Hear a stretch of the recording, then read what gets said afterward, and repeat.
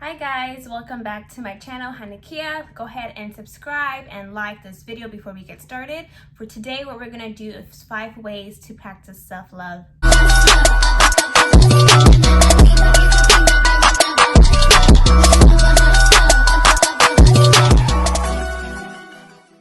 So for number 1, what I have is journaling. I feel like I am always preaching journaling because it's very, very important. It's very important to write down your emotions, to really let it out instead of bottling it in.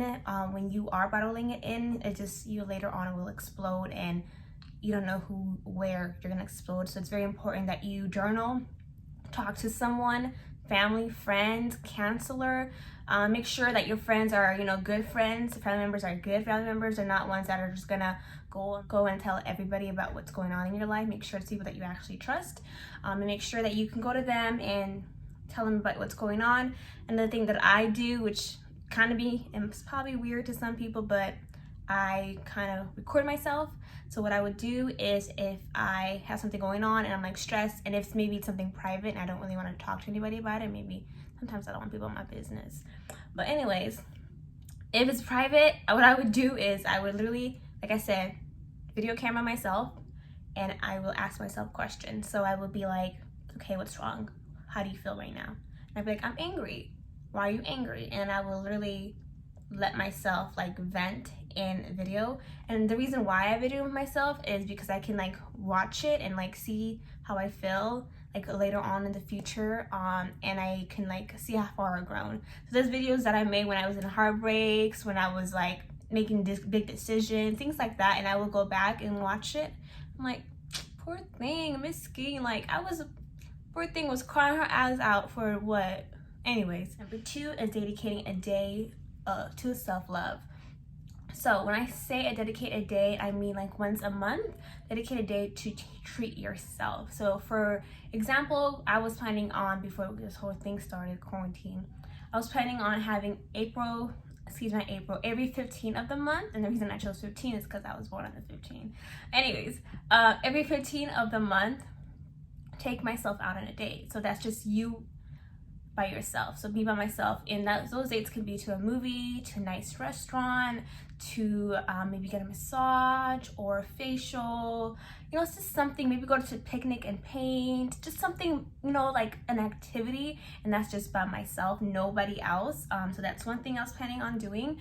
Sorry, I'm just trying to cover my eyebrows because they haven't gotten done. That's an activity that you can do. So I encourage you to do the same.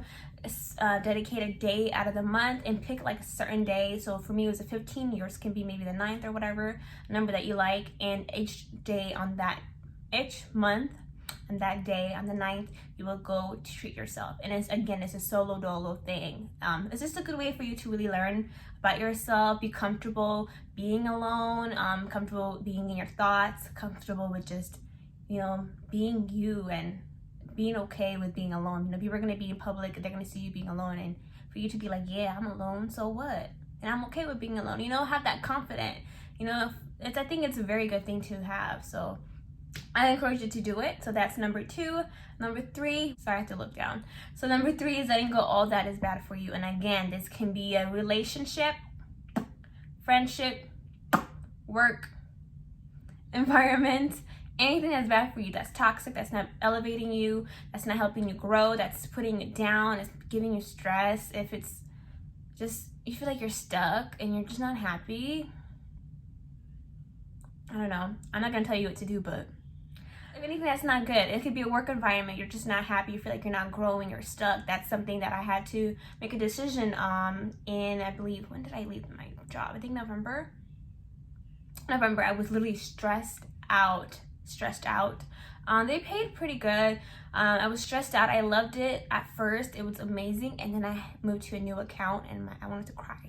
It was like heavy workload. I was working overtime every dang week.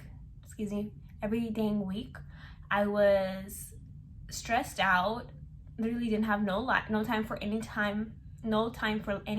life.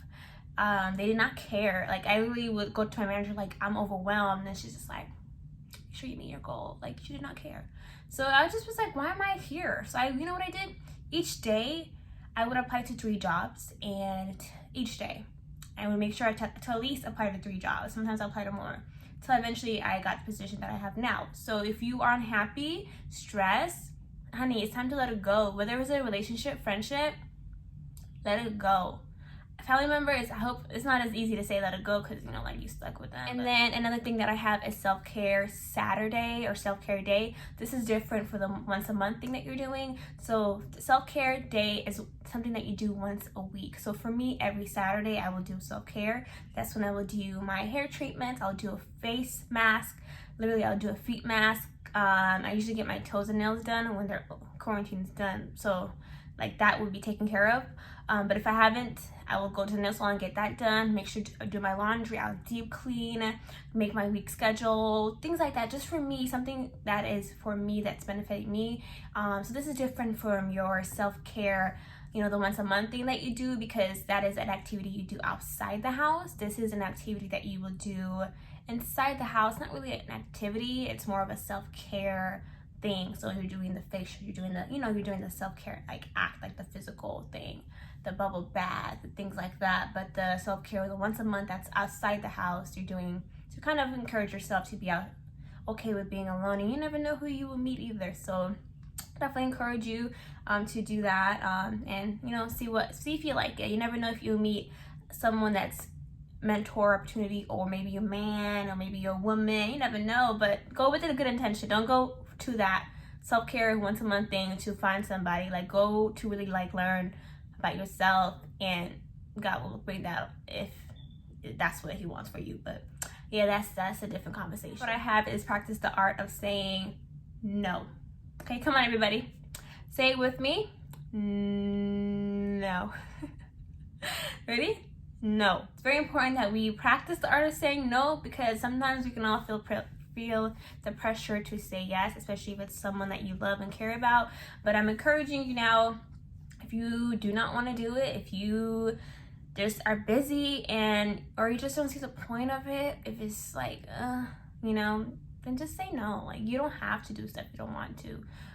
You're older now, you don't have to feel the pressure. Just let the person know in a nice way though, like, hey girl, like, I'm kind of busy right now, I can't do it. Or you can simply just say no, because honestly, no is an incomplete sentence. So that's the incomplete. No is a complete sentence. So you can just say no. So those are my 5 tips on ways to practice self-love. In the comments below, let me know ways you're practicing self-love now.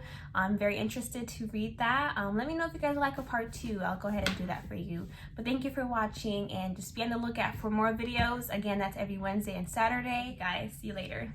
Bye.